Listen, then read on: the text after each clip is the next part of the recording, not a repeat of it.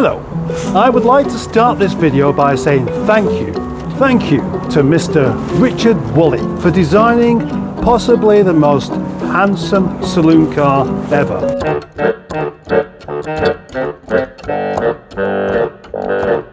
It is, of course, the Rover 75, and you might be thinking, why am I reviewing a Rover 75? I'm surrounded by Rovers.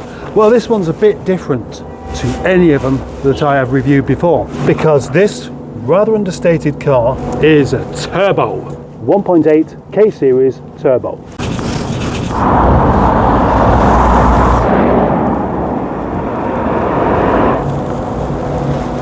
The turbo version came about not to try and be really fast and fancy and competing with BMW or MG for that matter, but simply to replace the 2-litre version that was all full on fuel. Besides that badge on the back, there's not really anything to give it away, is there? It just looks like a 75. It could be just a 1.8, it could be a diesel. There are things about the Rover 75 I don't like, but its looks is definitely not one of them. Silver is not a good colour for a 75 because you don't get the contrast with all the bright work.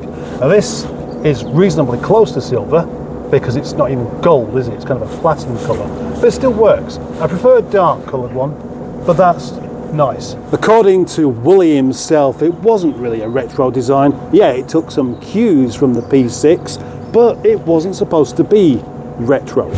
Confusing, eh? Even more confusing is that I always thought this was designed to look a bit like the P5, not the P6. If you can ignore the occasional scratch on this car, which it's 21st year, you're always going to have a few, it is amazing.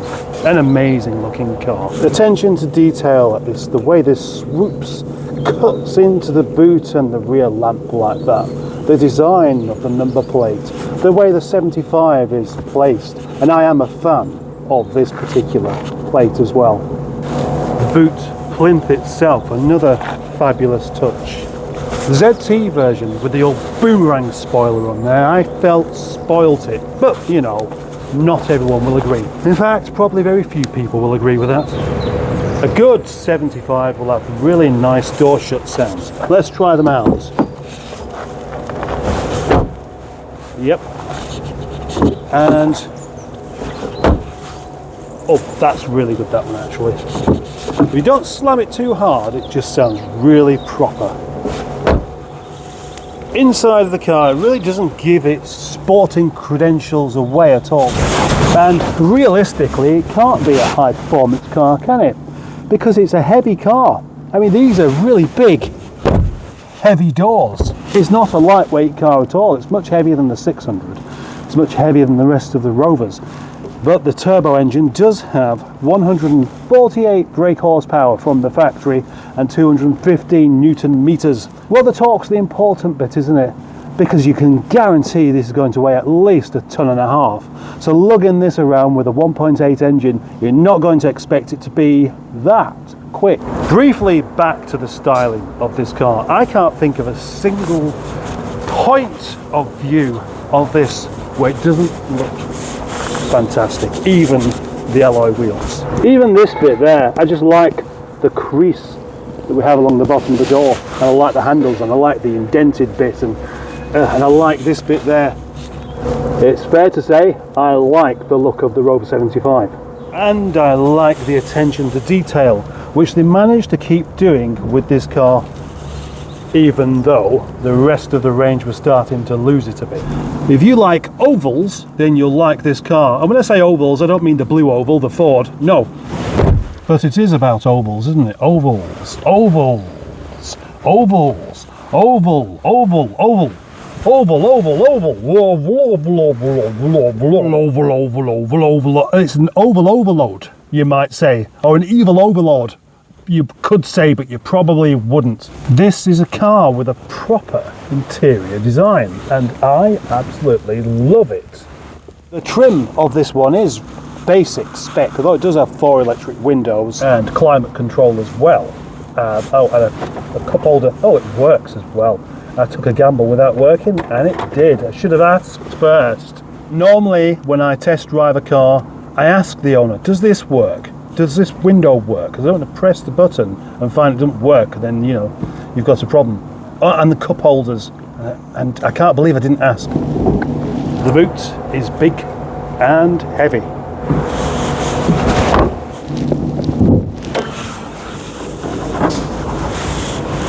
Well, plenty of space in there. The 1.8 engine does look a little bit lost in there, really, although it does have the turbo down there, but that doesn't take up masses of space. Remember, this car can fit a V8 underneath the bonnet. Let's drive it.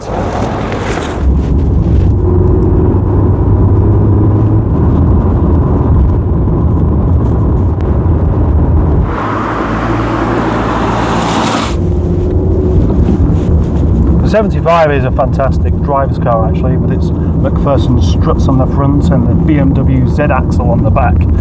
Prone to some rot issues, but this one is all fine. It's very, very good indeed. The Get-Right gearbox in this, which is an Italian gearbox, and it's quite smooth, and it's not made of salami. How does it pick up though? I mean, you've got quite a heavy car really, so for it to lug along such a big thing like this and feel sporty is not what you're going to expect.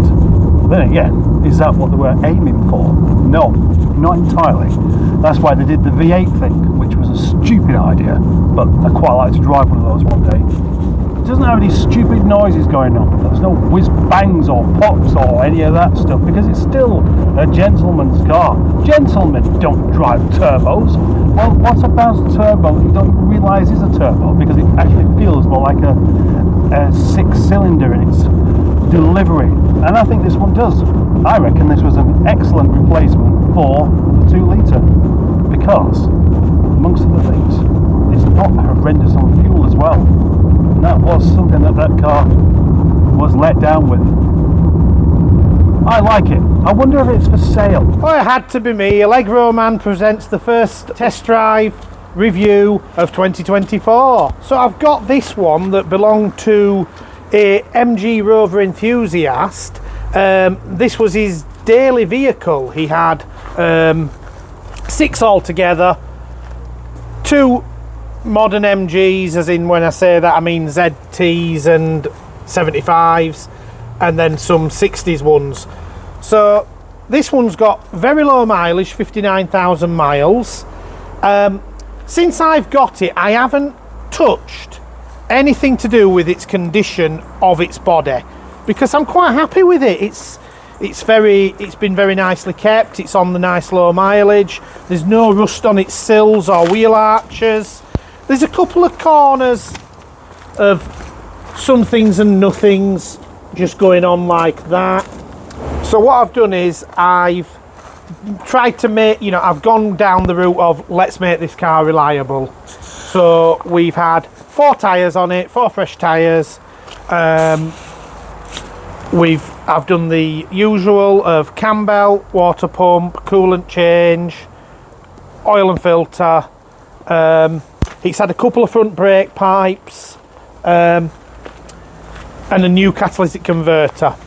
Because of how things have kind of panned out with vehicles running and things, I ran it through all of December and actually managed to give the Volvo a month off. So over Christmas it did all the family visiting and so on. It's really been reliable. So if you want to buy it, it is for sale. And if you want to actually come from the out of Hebrides, I'm quite confident it will drive back with the time I've put into making it reliable. It's going up at about 2,200, and it'll be on eBay and Facebook quite shortly.